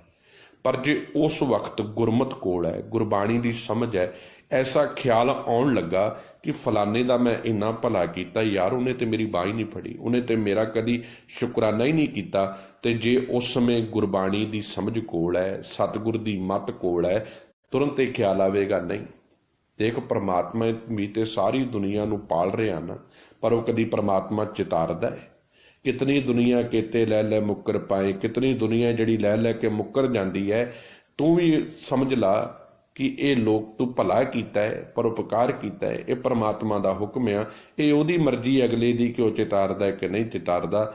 ਹੁਣ ਉਹ ਇੱਕ ਸੱਚਾ ਖਿਆਲ, ਉਹ ਇੱਕ ਪਰਮਾਤਮਾ ਦੀ ਹਾਜ਼ਰੀ, ਉਹ ਇੱਕ ਪਰਮਾਤਮਾ ਦੀ ਮੌਜੂਦਗੀ ਦਾ ਜਿਹੜਾ ਖਿਆਲ ਪੈਦਾ ਹੋਇਆ, ਉਹਨੇ ਉਹ ਮੈਲਾ ਪ੍ਰਦੂਸ਼ਣ, ਉਹ ਗੰਦੇ ਖਿਆਲ ਹਿਰਦੇ ਵਿੱਚ ਆਉਣੇ ਰੋਕ ਦਿੱਤੇ, ਜਿਹਨੂੰ ਸਾਹਿਬ ਕਹਿੰਦੇ ਪਰਮੇਸ਼ਰ ਦਿੱਤਾ ਬੰਨਾ, ਦੁੱਖ ਰੋਕ ਕਾ ਡੇਰਾ ਪੰਨਾ। ਜਿਹਨੂੰ ਕਹਿੰਦੇ ਸਾਹਿਬ ਜੀ ਕਿ ਰੱਬ ਨੇ ਬੰਨ ਲਾ ਦਿੱਤਾ ਉਹਨਾਂ ਸੋਚਾਂ ਨੂੰ, ਉਹਨਾਂ ਗੰਦੇ ਖਿਆਲਾਂ ਨੂੰ ਜਿਹੜੇ ਮੇਰੇ ਅੰਦਰ ਦੁੱਖ ਬਣ ਕੇ ਘਰ ਕਰਨੇ ਸਨ। ਇਹ ਕਦੋਂ ਬਣਿਆ? ਜਦੋਂ ਮੇਰੇ ਸੁਰਤ ਦੇ ਵਿੱਚ, ਮੇਰੀ ਸੋਚ ਵਿੱਚ ਪਰਮਾਤਮਾ ਹੋਇਆ, ਜਦੋਂ ਮੇਰੇ ਖਿਆਲਾਂ ਦੇ ਵਿੱਚ ਨਿਰੰਕਾਰ ਆ ਵਸਿਆ। ਗੁਰਮੁਖ ਅੰਤਰ ਰਵ ਰਿਹਾ, ਬਖਸ਼ੇ ਭਗਤ ਭੰਡਾਰ। ਜਦੋਂ ਮੈਂ ਗੁਰੂ ਜੀ ਦੇ ਸਨਮੁਖ ਰਿਹਾ, ਗੁਰੂ ਜੀ ਦੀ ਬਖਸ਼ਿਸ਼ ਨਾਲ ਮੇਰੇ ਹਿਰਦੇ ਦੇ ਅੰਦਰ ਸੱਚ ਉਜਾਗਰ ਹੋਇਆ, ਸੱਚੇ ਖਿਆਲ ਉਜਾਗਰ ਹੋਏ, ਤੇ ਪਰਮਾਤਮਾ ਦੀ ਐਸੀ ਰਹਿਮਤ ਬਣੀ, ਗੁਰੂ ਜੀ ਦੀ ਬਖਸ਼ਿਸ਼ ਬਣੀ ਕਿ ਸਤਿਗੁਰੂ ਜੀ ਨੇ ਸੱਚੇ ਪਰਮਾਤਮਾ ਦੀ ਭਗਤੀ ਦਾ ਜਿਹੜਾ ਭੰਡਾਰਾ ਸੀ, ਜਿਹੜੇ ਉਹਦੇ ਗੁਣਾਂ ਦਾ ਭੰਡਾਰਾ ਸੀ, ਦਇਆ, ਨਿਮਰਤਾ, ਹਲੀਮੀ ਆਦਿ ਕੇ ਸ਼ੁਭ ਗੁਣਾਂ ਦਾ ਭੰਡਾਰਾ ਸੀ, ਉਹ ਮੇਰੇ ਹਿਰਦੇ ਦੇ ਅੰਦਰ ਖੁੱਲ੍ਹ ਗਿਆ। ਇਹ ਰਾਹਾਉ ਦੀਆਂ ਪੰਕਤੀਆਂ ਨੇ। ਹੁਣ ਪਹਿਲਾ ਬੰਦ ਹੈ ਪਾਵਨ ਸ਼ਬਦ ਦਾ। ਬਾਕੀ ਜਿਹੜੇ ਸਟੈਂਜਾਸ ਨੇ, ਬਾਕੀ ਜਿਹੜੇ ਬੰਦ ਨੇ, ਜਿਹੜੇ ਸਟੈਂਜੇ ਨੇ, ਉਹ ਮਨੁੱਖ ਨੂੰ ਇਸ ਗੱਲ ਨੂੰ ਹੋਰ ਡੀਪਲੀ ਸਮਝਾਉਣ ਵਾਸਤੇ ਨੇ ਕਿ ਵੇਖ ਇਹ ਮਨੁੱਖ ਕਿਵੇਂ ਸੰਸਾਰ ਦੀਆਂ ਵੱਖ-ਵੱਖ ਵਸਤੂਆਂ ਸੱਚੀ ਪ੍ਰੀਤ ਦੇ ਵਿੱਚ ਬਿਨਾਂ ਕਿਸੇ ਸਵਾਰਥ ਤੋਂ ਲੱਗੀਆਂ ਨੇ। ਉਹ ਆਪਣਾ ਫਰਜ਼ ਨਿਭਾ ਰਹੀਆਂ ਨੇ, ਆਪਣੇ ਪ੍ਰੇਮ ਦੇ ਵਿੱਚ ਜੁੜੀਆਂ ਹੋਈਆਂ ਨੇ। ਉਹ ਦੂਸਰੇ ਤੋਂ ਨਹੀਂ ਇਹ ਆਸ ਕਰ ਰਹੀਆਂ ਕਿ ਉਹ ਉਹਨਾਂ ਨਾਲ ਕਰੇ ਕਿ ਨਾ ਕਰੇ। ਉਹ ਆਪ ਆਪਣੇ ਰਸਤੇ ਤੇ ਤੁਰੀਆਂ ਨੇ। ਉਹਨਾਂ ਨੇ ਆਪਣਾ ਇੱਕ ਰਸਤਾ ਚੁਣਿਆ, ਉਸ ਰਸਤੇ ਨੂੰ ਅਪਣਾ ਲਿਆ ਉਹਨਾਂ ਨੇ, ਸੱਚੀ ਪ੍ਰੀਤ ਦੇ ਰਸਤੇ ਨੂੰ। ਉਹ ਦੂਸਰੇ ਦੇ ਉੱਤੇ ਨਿਰਭਰ ਨਹੀਂ ਕਿ ਦੂਜਾ ਵੀ ਉਹਨਾਂ ਨਾਲ ਪ੍ਰੀਤ ਕਰੇ। ਉਹ ਆਪਣੇ ਰਸਤੇ ਤੇ ਚੱਲ ਰਹੀਆਂ ਨੇ। ਜਿਵੇਂ ਉਦਾਹਰਨ ਪਹਿਲੀ ਹੈ ਬੜੀ ਪਿਆਰੀ, ਰੇ ਮਨ ਐਸੀ ਹਰ ਸਿਉ ਪ੍ਰੀਤ ਕਰ, ਜੈਸੀ ਜਲ ਕਮਲੇ। ਕਮਲੇ ਦਾ ਅਰਥ ਹੈ ਕਮਲ ਦੇ ਵਿੱਚ, ਹਾਹੇ ਨੂੰ ਸਿਹਾਰੀ ਪਾਈ ਹੈ ਕਮਲੇ। ਕਮਲੇ ਦਾ ਅਰਥ ਹੈ ਲੋਟਸ, ਕਮਲ ਦਾ ਫੁੱਲ। ਅੱਗੇ ਹਾਹੇ ਨੂੰ ਸਿਹਾਰੀ ਪਾ ਦਿੱਤੀ ਹੈ, ਅਰਥ ਹੈ ਕਮਲ ਦੇ ਵਿੱਚ। ਸਭ ਕਹਿੰਦੇ ਹੇ ਮਨ, ਪਰਮਾਤਮਾ ਦੇ ਨਾਲ ਤੂੰ ਇਹੋ ਜਿਹਾ ਪਿਆਰ ਕਰ, ਕਿਹੋ ਜਿਹਾ, ਜਿਹੋ ਜਿਹਾ ਪਾਣੀ ਦਾ ਤੇ ਕਮਲ ਦੇ ਫੁੱਲ ਵਿੱਚ ਹੈ। ਜਿਹੋ ਜਿਹਾ ਪਾਣੀ ਦਾ ਕਮਲ ਦੇ ਫੁੱਲ ਵਿੱਚ ਹੈ ਤੇ ਕੌਲ ਫੁੱਲ ਦਾ ਪਾਣੀ ਵਿੱਚ ਹੈ। ਪਾਣੀ ਤੋਂ ਬਿਨਾਂ ਕਮਲ ਦਾ ਫੁੱਲ ਨਹੀਂ ਰਹਿੰਦਾ। ਕਹਿੰਦੇ ਐਵੇਂ ਤੂੰ ਰੱਬ ਨਾਲ ਪਿਆਰ ਕਰਨਾ ਹੈ। ਲਹਿਰੀ ਨਾਲ ਪਛਾੜੀ ਹੈ, ਭੀ ਵਿਗਸੇ ਵਿਗਸੈ ਅਸਨੇ। ਵਿਗਸੈ ਦਾ ਅਰਥ ਆ ਖਿੜਦਾ ਹੈ, ਖਿੜਾਵ ਆਉਂਦਾ ਹੈ। ਵਿਗਸਣਾ ਖੁਸ਼ੀ। ਬਹੁਤ ਵਾਰੀ ਗੁਰੂ ਗ੍ਰੰਥ ਸਾਹਿਬ ਜੀ ਮਹਾਰਾਜ ਦੇ ਸ਼ਬਦਾਂ ਦੇ ਵਿੱਚ ਤੁਹਾਨੂੰ ਇਹ ਵਿਗਸ ਸ਼ਬਦ, ਵਿਗਸੈ ਸ਼ਬਦ ਦੇ ਦਰਸ਼ਨ ਹੋਣਗੇ, ਜਿਹਦਾ ਅਰਥ ਆ ਖੇੜਾ, ਜਿਹਦਾ ਅਰਥ ਆ ਖੁਸ਼ੀ, ਖਿੜਨਾ। ਅਸਨੇ ਦਾ ਅਰਥ ਆ ਪਿਆਰ ਨਾਲ। ਐਕਚੁਅਲੀ ਇਹ ਜਿਹੜਾ ਸ਼ਬਦ ਆ ਨਾ, ਇਹ ਸਨੇਹ ਤੋਂ ਆਇਆ ਹੈ। ਸੰਸਕ੍ਰਿਤ ਦਾ ਲਫ਼ਜ਼ ਆ, ਸਨੇਹ ਤੋਂ ਆਇਆ ਹੈ। ਇਹ ਪੰਜਾਬੀ ਰੂਪ ਦੇ ਵਿੱਚ ਜਦੋਂ ਬਦਲਿਆ ਉਦੋਂ ਇਹ ਨੇਹ ਤੇ ਅਸਨੇਹ ਦੇ ਰੂਪ ਦੇ ਵਿੱਚ ਬਦਲਿਆ ਗਿਆ। ਐਕਚੁਅਲੀ ਇਹ ਸੰਸਕ੍ਰਿਤ ਦਾ ਸ਼ਬਦ ਹੈ, ਮੂਲ ਰੂਪ ਦੇ ਵਿੱਚ ਸੰਸਕ੍ਰਿਤ ਦਾ ਹੈ, ਜਿਹਦਾ ਸਨੇਹ ਤੋਂ ਇਹ ਪਰਿਵਰਤਨ ਹੋਇਆ, ਸਨੇਹ ਤੋਂ ਬਣਿਆ। ਤੋ ਸਭ ਕਹਿੰਦੇ ਕੌਲ ਫੁੱਲ ਪਾਣੀ ਦੀਆਂ ਲਹਿਰਾਂ ਦੇ ਨਾਲ ਧੱਕੇ ਖਾਂਦਾ ਹੈ, ਬੜੇ ਧੱਕੇ ਪੈਂਦੇ ਨੇ ਉਹਨੂੰ, ਪਰ ਫਿਰ ਵੀ ਉਹ ਆਪਣੇ ਪਿਆਰ ਇਤਨਾ ਪਾਣੀ ਦੇ ਵਿੱਚ ਰੱਖਦਾ ਹੈ। ਉਹ ਇਤਨਾ ਉਸ ਧੱਕੇ ਖਾਣ ਦੇ ਬਾਵਜੂਦ ਵੀ, ਧੱਕੇ ਪੈਣ ਦੇ ਬਾਵਜੂਦ ਵੀ ਉਹ ਆਪਣਾ ਖਿੜਨਾ, ਆਪਣਾ ਵਿਗਸਣਾ ਛੱਡਦਾ ਨਹੀਂ। ਕੈਸੀ ਕਮਾਲ ਦੀ ਉਦਾਹਰਨ ਹੈ, ਤਾਂ ਕਿ ਮਨੁੱਖ ਨੂੰ ਸਮਝ ਆ ਜਾਵੇ। ਸੰਸਾਰ ਦੇ ਵਿੱਚ ਬੜੇ ਧੱਕੇ ਨੇ। ਬਹੁਤ ਲੋਕ ਮਿਲਣਗੇ ਜਿਹੜੇ ਤੁਹਾਨੂੰ ਧੱਕੇ ਮਾਰਨ ਵਾਲੇ ਹੋਣਗੇ, ਤੁਹਾਡੇ ਸ਼ੁਭ ਗੁਣਾਂ ਦੇ ਉੱਤੇ ਕਟਾਚ ਕਰਨ ਵਾਲੇ ਹੋਣਗੇ, ਤੁਹਾਨੂੰ ਸਿੱਧੇ ਰਾਸਤੇ ਤੇ ਚੱਲਦਿਆਂ ਵੇਖ ਕੇ ਤੁਹਾਨੂੰ ਉਹਦੇ ਉੱਪਰ ਤੁਹਾਡੀ ਆਲੋਚਨਾ ਕਰਨ ਵਾਲੇ ਹੋਣਗੇ, ਪਰ ਪ੍ਰਵਾਹ ਨਹੀਂ ਕਿਸੇ ਕੇਰੀ। ਕਿਸੇ ਦੀ ਪ੍ਰਵਾਹ ਨਹੀਂ ਕਰਦਾ ਸਿੱਖ। ਜਿਵੇਂ ਕਮਲ ਦਾ ਫੁੱਲ ਪ੍ਰਵਾਹ ਨਹੀਂ ਕਰਦਾ, ਇਹ ਧੱਕੇ ਖਾਣ ਦੇ ਬਾਵਜੂਦ ਵੀ ਉਹ ਆਪਣਾ ਪਿਆਰ ਉਵੇਂ ਦਾ ਉਵੇਂ ਹੀ ਬਣਾ ਕੇ ਰੱਖਦਾ ਹੈ। ਓਨਾ ਹੀ ਜੋਬਨ ਦੇ ਵਿੱਚ ਖਿੜਦਾ ਹੈ, ਓਨਾ ਹੀ ਪਿਆਰ ਦੇ ਵਿੱਚ ਖਿੜਦਾ ਹੈ। ਇਤਨੇ ਧੱਕਿਆਂ ਦੇ ਬਾਵਜੂਦ ਵੀ ਉਹਦੇ ਅੰਦਰ ਕੋਈ ਗੁੱਸਾ, ਕਿਸੇ ਤਰੀਕੇ ਦਾ ਕੋਈ ਝੋਰਾ, ਕੋਈ ਚਿੰਤਾ ਨਹੀਂ ਹੁੰਦੀ। ਉਹ ਆਪਣੇ ਕਰਮ ਦੇ ਵਿੱਚ ਲੱਗਾ ਹੈ। ਕਿੰਨਾ ਪਿਆਰਾ ਸੁਭਾਅ ਸਤਿਗੁਰੂ ਜੀ ਸਮਝਾ ਰਹੇ ਨੇ। ਇਹ ਪ੍ਰੈਕਟੀਕਲ ਜੀਵਨ ਹੈ। ਇਹ ਜਿਹੜੇ ਸਤਿਗੁਰੂ ਜੀ ਸਾਨੂੰ ਮੱਤ ਦੇ ਰਹੇ ਨਾ, ਇਹ ਪ੍ਰੈਕਟੀਕਲ ਜੀਵਨ ਨੂੰ ਬਣਾਉਣ ਦੀ ਗੱਲ ਕਰ ਰਹੇ, ਜਿਹਨੂੰ ਅਸੀਂ ਆਪਣੇ ਜੀਵਨ ਦੇ ਵਿੱਚ ਅਪਣਾਉਣਾ ਹੈ। ਐਸਾ ਜੀਵਨ ਬਣਾਉਣਾ ਹੈ ਕਿ ਅਸੀਂ ਗੁੱਸੇ ਵਿੱਚ ਨਹੀਂ ਆਉਣਾ। ਸੰਸਾਰ ਵਿੱਚ ਬਹੁਤ ਜ਼ਿੰਦਗੀ ਜਿਉਣਾ ਕਿਵੇਂ ਹੈ, ਲਾਈਫ ਜਿਉਣ ਦਾ ਢੰਗ ਅਸੀਂ ਬੜੀਆਂ, ਮੈਂ ਕਈ ਵਾਰੀ ਸਵੇਟ ਮਾਡਰਨ ਦੀਆਂ ਕਿਤਾਬਾਂ ਪੜ੍ਹਦਾ ਹੁੰਦਾ ਸੀ, ਅੱਜ ਤੋਂ 5-6 ਸਾਲ ਪਹਿਲਾਂ, ਕਿਉਂਕਿ ਉਦੋਂ ਹਜੇ ਗੁਰਬਾਣੀ ਦੀ ਇੰਨੀ ਸਮਝ ਬਰੀਕੀ ਦੀ ਨਹੀਂ ਸੀ। ਪਰ ਜਦੋਂ ਮੈਂ ਸਹਿਜ ਪਾਠ ਕੀਤਾ ਸਾਹਿਬ ਗੁਰੂ ਗ੍ਰੰਥ ਸਾਹਿਬ ਜੀ ਦਾ, ਬੜੇ ਪਿਆਰ ਤੇ ਸਤਿਕਾਰ ਦੇ ਨਾਲ ਸਵੇਟ ਮਾਡਰਨ ਵਰਗੀਆਂ ਪੁਸਤਕਾਂ ਭੁੱਲ ਗਈਆਂ। ਕਿਉਂਕਿ ਜੀਵਨ ਦੀ ਜੇ ਸਹੀ ਕਲਾ, ਜੇ ਜ਼ਿੰਦਗੀ ਜਿਉਣ ਦਾ ਕੋਈ ਬਿਲਕੁਲ ਸੱਚਾ, ਸੁੱਚਾ ਤੇ ਨਿਰਮਲ ਢੰਗ ਜੇ ਕਿਤੋਂ ਲੱਭਦਾ ਹੈ ਤੇ ਸਾਹਿਬ ਗੁਰੂ ਗ੍ਰੰਥ ਸਾਹਿਬ ਜੀ ਦੇ ਵਿੱਚੋਂ ਲੱਭਦਾ ਹੈ। ਜਦੋਂ ਅਸੀਂ ਸਤਿਗੁਰੂ ਜੀ ਨੂੰ ਇਨ ਬਿਨ ਫਾਲੋ ਕਰਨ ਲੱਗ ਪਵਾਂਗੇ, ਜਦੋਂ ਗੁਰੂ ਜੀ ਦੀ ਮੱਤ ਨੂੰ ਫਾਲੋ ਕਰਨ ਲੱਗ ਪਵਾਂਗੇ, ਜ਼ਿੰਦਗੀ ਬਿਲਕੁਲ ਐਨ ਨਿਤਰੇ ਪਾਣੀ ਵਰਗੀ ਹੋ ਜਾਵੇਗੀ। ਜਿਵੇਂ ਇੱਕ ਨਿਤਰਿਆ ਹੋਇਆ ਪਾਣੀ ਹੁੰਦਾ ਨਾ, ਉਸ ਪਾਣੀ ਦੇ ਥੱਲੇ ਗਹਿਰਾਈ ਤੱਕ ਪਿਆ ਹੋਇਆ ਪੱਥਰ ਨਜ਼ਰ ਆਉਂਦਾ ਹੈ, ਇਵੇਂ ਗੁਰਸਿੱਖ ਦਾ ਜੀਵਨ ਹੋ ਜਾਵੇਗਾ। ਬਿਲਕੁਲ ਨਿਤਰਿਆ ਹੋਇਆ ਜੀਵਨ, ਜਿਹਦੇ ਵਿੱਚ ਕੋਈ ਮੈਲ ਹੀ ਨਹੀਂ, ਕੋਈ ਕਪਟ ਹੀ ਨਹੀਂ, ਕੋਈ ਧਰੋਈ ਨਹੀਂ, ਕੋਈ ਬੇਈਮਾਨੀ ਨਹੀਂ। ਇਹ ਨਹੀਂ ਕਿ ਉਹ ਗੁੱਝਾ ਹੋਵੇਗਾ, ਬੜਾ ਡੂੰਘਾ ਹੋਵੇਗਾ। ਉਹਦੇ ਅੰਦਰ ਆਖਰੀ ਪੜਾਵ ਤੱਕ ਨਿਰਮਲਤਾ ਹੀ ਹੋਊਗੀ। ਮਨ ਦੇ ਇੱਕ ਸੂਖਸ਼ਮ ਤੋਂ ਸੂਖਸ਼ਮ ਭਾਗ ਤੱਕ ਉਹਦੇ ਅੰਦਰ ਨਿਰਮਲਤਾ ਹੀ ਹੋਵੇਗੀ। ਇੰਨਾ ਨਿਰਮਲ ਜੀਵਨ ਗੁਰੂ ਦੇ ਸਿੱਖ ਦਾ ਹੋਵੇਗਾ। ਸਭ ਅਗਲੀਆਂ ਪੰਕਤੀਆਂ ਕਹਿੰਦੇ, ਜਲ ਮਹਿ ਜੀ ਉਪਾਏ ਕੈ, ਬਿਨ ਜਲ ਮਰਨ ਤਨੇਹ, ਜੀ ਦਾ ਅਰਥ ਹੈ ਜਿੰਦ, ਤੇ ਨਹਿ ਦਾ ਅਰਥ ਆ ਉਹਨਾਂ ਦਾ, ਪਛਾੜੀਏ ਦਾ ਅਰਥ ਹੈ ਧੱਕੇ ਖਾਂਦਾ ਹੈ। ਸਭ ਕਹਿੰਦੇ ਪਾਣੀ ਵਿੱਚ ਕੌਲ ਫੁੱਲਾਂ ਦੀਆਂ ਜਿੰਦਾਂ ਪੈਦਾ ਕੀਤੀਆਂ ਨੇ ਪ੍ਰਮਾਤਮਾ ਨੇ, ਕਮਲ ਫੁੱਲ ਵਰਗੇ ਜੀਵ ਪੈਦਾ ਕੀਤੇ ਨੇ। ਪ੍ਰਮਾਤਮਾ ਦੀ ਐਸੀ ਇਹ ਖੇਡ ਆ, ਉਹ ਖੇਡਦਾ ਹੈ ਪਾਣੀ ਤੋਂ ਬਿਨਾਂ ਕਮਲ ਦੇ ਫੁੱਲਾਂ ਦੀ ਮੌਤ ਹੈ। ਦੇਖੋ ਪਾਣੀ ਨੂੰ ਕੋਈ ਫਰਕ ਨਹੀਂ, ਪਾਣੀ ਨੂੰ ਕੋਈ ਫਰਕ ਨਹੀਂ ਕਿ ਕਮਲ ਦਾ ਫੁੱਲ ਉਹਦੇ ਵਿੱਚ ਰਵੇ ਜੇ ਨਾ ਰਵੇ, ਪਰ ਕਮਲ ਦੇ ਫੁੱਲ ਨੂੰ ਬਹੁਤ ਫਰਕ ਹੈ, ਕਿਉਂਕਿ ਉਹ ਪਾਣੀ ਤੋਂ ਬਿਨਾਂ ਰਹਿ ਹੀ ਨਹੀਂ ਸਕਦਾ। ਪਰਮਾਤਮਾ ਨੇ ਕੈਸੀ ਕਿਰਪਾ ਕੀਤੀ ਹੈ ਕਿ ਕਮਲ ਦੇ ਫੁੱਲ ਦਾ ਜੀਵਨ ਪਾਣੀ ਨਾਲ ਜੋੜਿਆ ਹੈ। ਉਹ ਇਤਨੇ ਧੱਕੇ ਖਾਣ ਦੇ ਬਾਵਜੂਦ ਵੀ ਉਹ ਫਿਰ ਪਾਣੀ ਵਿੱਚ ਹੀ ਪਿਆ ਰਹਿੰਦਾ ਹੈ, ਕਿਉਂਕਿ ਉਹਨੂੰ ਪਤਾ ਹੈ ਮੇਰਾ ਜੀਵਨ ਹੈ, ਮੇਰੀ ਜ਼ਿੰਦਗੀ ਹੈ, ਇਹ ਤੋਂ ਬਿਨਾਂ ਮੈਂ ਰਹਿ ਹੀ ਨਹੀਂ ਸਕਦਾ। ਅਤੇ ਉਹ ਆਪਣਾ ਗੁੱਸਾ, ਆਪਣਾ ਕ੍ਰੋਧ ਸਭ ਛੱਡ ਕੇ ਥੱਲਿਓਂ ਧੱਕੇ ਪੈਣ ਦੇ ਬਾਵਜੂਦ ਵੀ ਆਪਣਾ ਖਿੜਨਾ, ਆਪਣਾ ਵਿਗਸਣਾ ਉਹ ਛੱਡਦਾ ਨਹੀਂ। ਐਸਾ ਜੀਵਨ ਸਿੱਖ ਦਾ ਚਾਹੀਦਾ ਹੈ। ਅਗਲੀਆਂ ਪੰਕਤੀਆਂ ਨੇ, ਮਨ ਰੇ ਕਿਉਂ ਛੁਟੈ ਬਿਨ ਪਿਆਰ। ਫਿਰ ਹੇ ਮੇਰੇ ਮਨ, ਪਰਮਾਤਮਾ ਨਾਲ ਪਿਆਰ ਪਾਉਣ ਤੋਂ ਬਿਨਾਂ ਇਸ ਮਾਇਆ ਦੇ ਹੱਲਿਆਂ ਤੋਂ ਬਚਿਆ ਨਹੀਂ ਜਾ ਸਕਦਾ। ਇਹ ਮਾਇਆ ਦੇ ਜਿਹੜੇ ਧੱਕੇ ਨੇ, ਵਿਕਾਰਾਂ ਦੇ ਧੱਕੇ ਨੇ, ਜਿਨ੍ਹਾਂ ਤੋਂ ਬਚਣਾ ਚਾਹੁੰਦਾ ਤੇ ਚਿੱਤ ਆਪਣਾ ਪਰਮਾਤਮਾ ਦੇ ਪ੍ਰੇਮ ਵਿੱਚ ਲਾ। ਗੁਰਮੁਖ ਅੰਤਰ ਰਵ ਰਿਆ ਬਖਸ਼ੇ ਭਗਤ ਭੰਡਾਰ। ਕਿਉਂਕਿ ਗੁਰੂ ਜੀ ਦੇ ਸਨਮੁਖ ਰਹਿ ਕੇ ਹੀ ਤੇਰੇ ਹਿਰਦੇ ਦੇ ਅੰਦਰ ਸੱਚੀ ਪ੍ਰੀਤ ਪਰਮਾਤਮਾ ਦੇ ਪ੍ਰਥਾਏ ਉਜਾਗਰ ਹੋਵੇਗੀ। ਕਿਉਂਕਿ ਗੁਰੂ ਹੀ ਇੱਕ ਐਸਾ ਜੀਵਨ ਦੇਣ ਵਾਲਾ ਹੈ ਜੋ ਤੇਰੇ ਉੱਤੇ ਬਖਸ਼ਿਸ਼ਾਂ ਕਰਨ ਵਾਲਾ ਹੈ, ਤੇ ਸ਼ੁਭ ਗੁਣਾਂ ਦੀ ਭਗਤੀ ਦਾ ਭੰਡਾਰਾ ਤੈਨੂੰ ਜੇ ਕੋਈ ਦੱਸਣ ਵਾਲਾ ਹੈ ਤੇ ਉਹ ਸੱਚਾ ਗੁਰੂ, ਗੁਰੂ ਸ਼ਬਦ ਹੈ, ਜਿਹਦੇ ਲੜ ਲੱਗ ਕੇ ਤੂੰ ਆਪਣੇ ਜੀਵਨ ਨੂੰ ਨਿਰਮਲ ਕਰ ਸਕਦਾ ਹੈ।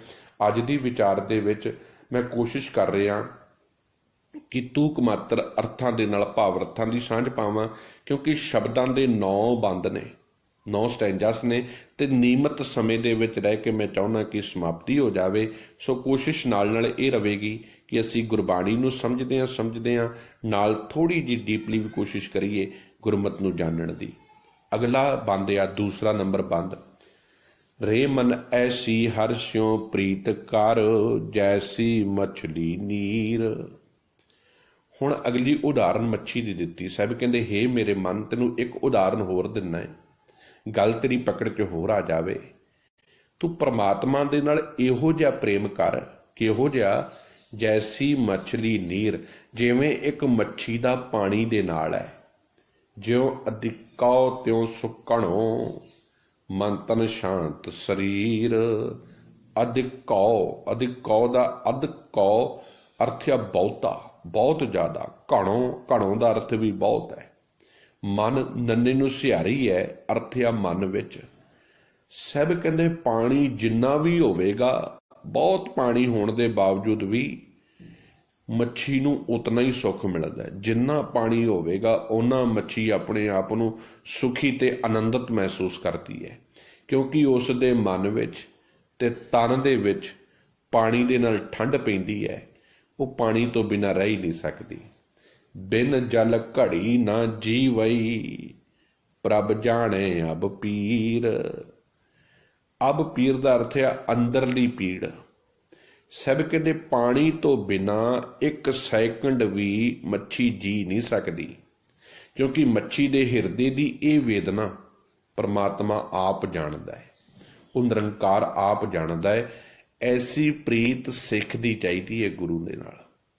ਜਿਵੇਂ ਇੱਕ ਮੱਛੀ ਦੀ ਪਾਣੀ ਦੇ ਨਾਲ ਆ ਨਾ, ਇਵੇਂ ਸਿੱਖ ਦੀ ਪ੍ਰੀਤ ਗੁਰੂ ਦੀ ਨਾਲ ਚਾਹੀਦੀ ਹੈ, ਜਿਹੜੀ ਸਾਡੀ ਨਹੀਂ ਬਣ ਪਾਈ। ਜੇ ਸਾਡੀ ਪ੍ਰੀਤ, ਮੈਂ ਹੈਰਾਨ ਹੁੰਨਾ, ਕਦੀ ਕਿਸੇ ਨੇ ਇਸ ਗੱਲ ਦਾ ਪ੍ਰੋਟੈਸਟ ਕੀਤਾ ਕਿ ਭਾਈ ਤੂੰ ਸਾਨੂੰ ਗੁਰੂ ਗ੍ਰੰਥ ਸਾਹਿਬ ਦੀ ਵਿਚਾਰ ਸੁਣਾ, ਧੰਨ ਗੁਰੂ ਗ੍ਰੰਥ ਸਾਹਿਬ ਜੀ ਦੀ ਅਸੀਂ ਗੱਲ ਸੁਣਨੀ ਹੈ, ਸਤਿਗੁਰ ਦੀ ਮੱਤ ਸੁਣਨੀ ਹੈ ਹੀ ਨਹੀਂ। ਪ੍ਰੋਟੈਸਟ ਆ ਜੀ ਦੂਜੇ ਗ੍ਰੰਥ ਦੀ ਗੱਲ ਕਿਉਂ ਨਹੀਂ ਜੇ ਕਰਦੇ, ਉਹ ਫਲਾਣੇ ਗੱਲ ਵਿਚਾਰ ਕਿਉਂ ਨਹੀਂ ਕਰਦੇ। ਹੱਦ ਹੋ ਗਈ ਹੈ। ਸਤਿਗੁਰ ਦੀ ਮੱਤ ਲੈਣ ਵਾਲੇ ਬੰਨੇ ਨਹੀਂ ਅਸੀਂ। ਗੁਰੂ ਗ੍ਰੰਥ ਸਾਹਿਬ ਜੀ ਦੀ ਚੌਂਕੜਾ ਮਾਰ ਕੇ ਕਿਤੇ ਬਹਿ ਕੇ ਗੁਰੂ ਦੀ ਗੱਲ ਸੁਣਨ ਵਾਸਤੇ ਤਿਆਰ ਨਹੀਂ। ਇਕੋਤਰੀਆਂ ਤੇ ਲੜਾਈਆਂ ਨੇ, ਸੰਪਟ ਪਾਠਾਂ ਤੇ ਲੜਾਈਆਂ ਨੇ। ਕਿੱਥੋਂ? ਕਿਉਂਕਿ ਇਹ ਬਿਜ਼ਨਸ ਨੇ, ਇਹ ਡੇਰੇ ਚਲਾਉਣ ਦੇ ਇੱਕ ਤਰੀਕੇ ਨੇ। ਜੇ ਸੰਪਟ ਪਾਠ ਮੁੱਕ ਜਾਣਗੇ, ਇਕੋਤਰੀਆਂ ਮੁੱਕ ਜਾਣਗੀਆਂ, ਇਹ ਕਿੱਥੋਂ ਫਿਰ ਆਪਣੇ ਡੇਰੇਦਾਰ ਚਲਾਉਣਗੇ। ਸਤਿਗੁਰ ਦੀ ਮੱਤ ਤੇ ਵਿਚਾਰ ਦੀ ਹੈ। ਗੁਰਬਾਣੀ ਦਾ ਜਿਹੜਾ ਸਬਜੈਕਟ ਆ ਨਾ, ਉਹ ਵਿਚਾਰ ਹੈ।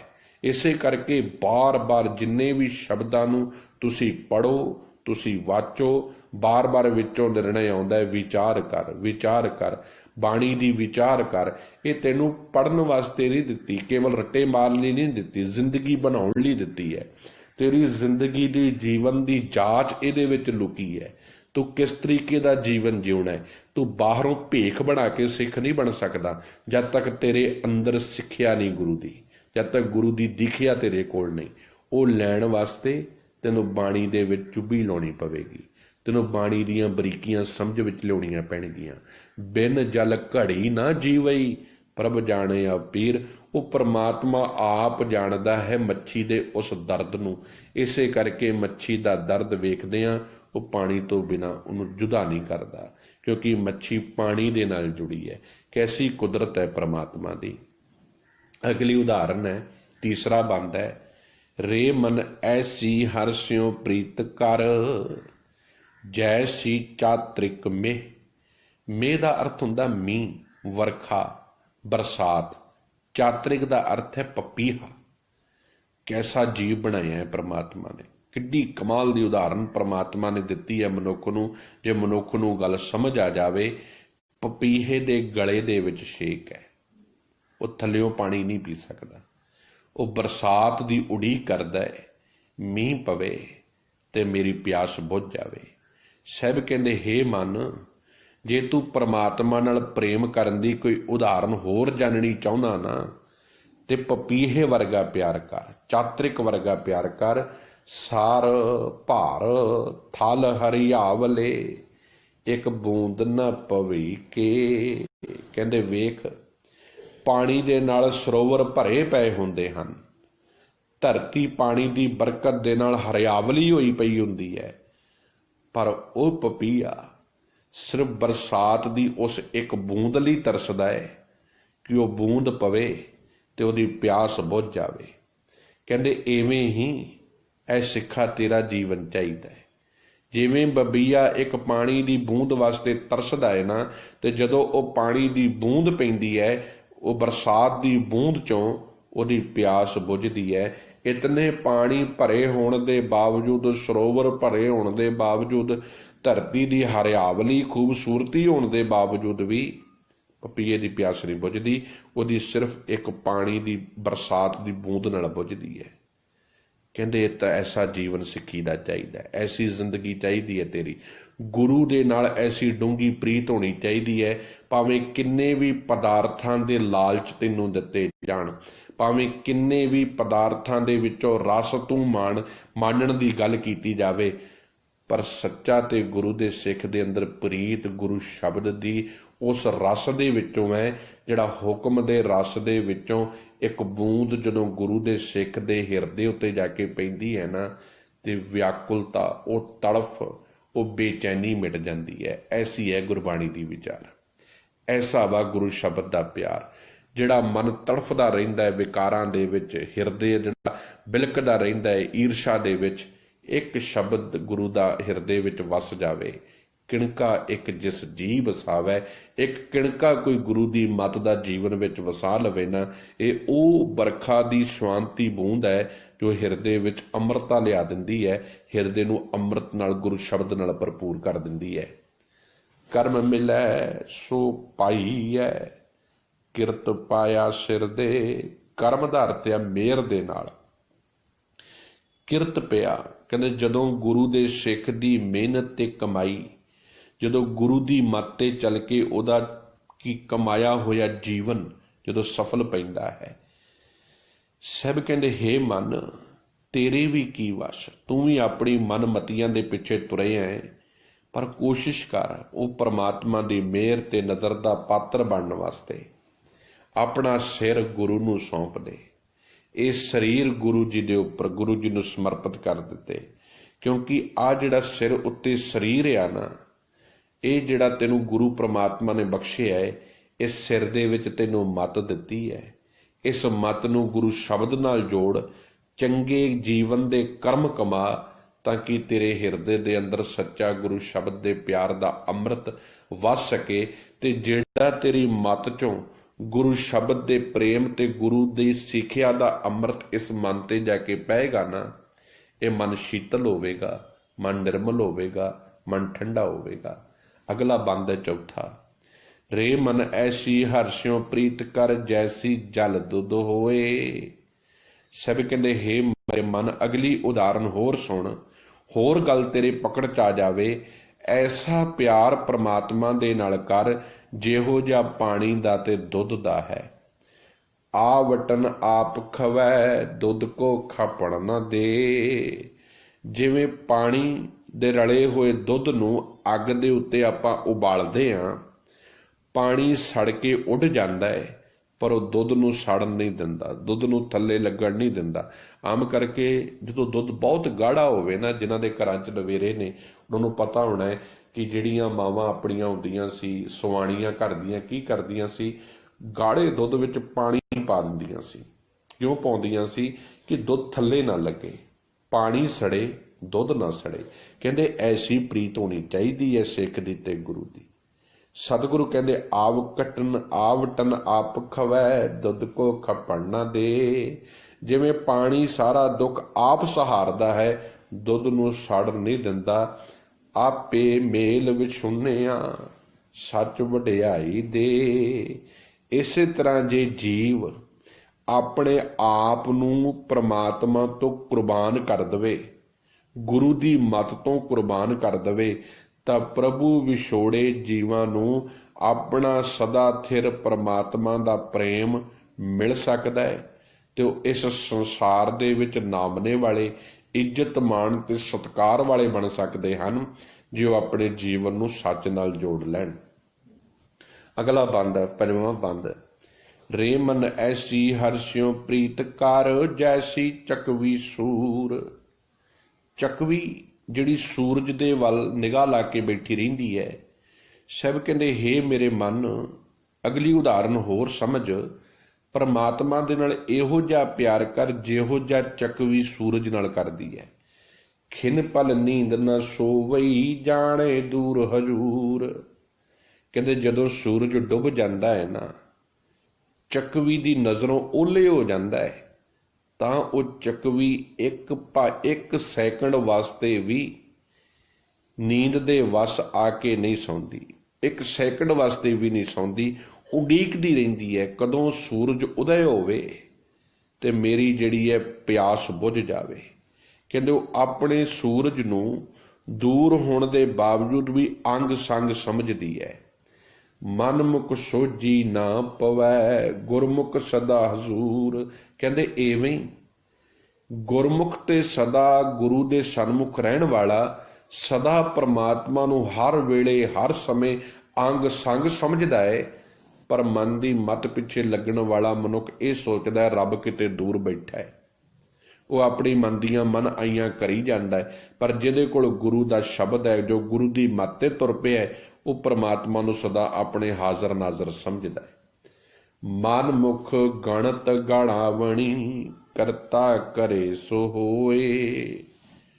ਕਹਿੰਦੇ ਮਨ ਦੀ ਮੱਤ ਪਿੱਛੇ ਲੱਗਣ ਵਾਲੇ ਜਿਹੜੇ ਮਨੁੱਖ ਆ ਨਾ, ਸਭ ਕਹਿੰਦੇ ਉਹ ਆਪਣੇ ਆਪ ਨੂੰ ਹੀ ਚਿਤਾਰਦੇ ਰਹਿੰਦੇ ਨੇ, ਆਪਣੀਆਂ ਹੀ ਵਡਿਆਈਆਂ ਫੋਕੀਆਂ ਕਰਦੇ ਰਹਿੰਦੇ ਨੇ, ਆਪਣੀਆਂ ਹੀ ਗਿਣਤੀਆਂ ਗਣਾਉਂਦੇ ਰਹਿੰਦੇ ਨੇ। ਉਹ ਭੁੱਲ ਜਾਂਦੇ ਨੇ ਕਿ ਕਰਤਾ ਕਰੇ ਸੋ ਹੋਏ। ਸਭ ਕੁਝ ਕਰਨ ਵਾਲਾ ਤੇ ਉਹ ਕਰਤਾ ਅਕਾਲ ਪੁਰਖ ਕਾਦਰ ਆਪ ਆ, ਉਹ ਉਹਨੂੰ ਨਾ ਜਤਲਾਉਂਦੇ ਹੋਏ ਸਦਾ ਆਪਣੀਆਂ ਮੈਂ ਮੇਰੀਆਂ ਹੀ ਕਰਦੇ ਰਹਿੰਦੇ ਨੇ, ਆਪਣੇ ਆਪ ਨੂੰ ਹੀ ਜਤਲਾਉਂਦੇ ਰਹਿੰਦੇ ਨੇ, ਆਪਣੀਆਂ ਹੀ ਗਿਣਤੀਆਂ ਮਿਣਤੀਆਂ ਵਿੱਚ ਪੈ ਰਹਿੰਦੇ ਹਨ। ਤਾਂ ਕੀ ਕੀਮਤ ਨਾ ਪਵੈ ਜੇ ਲੋਚੈ ਸਭ ਕੋਏ।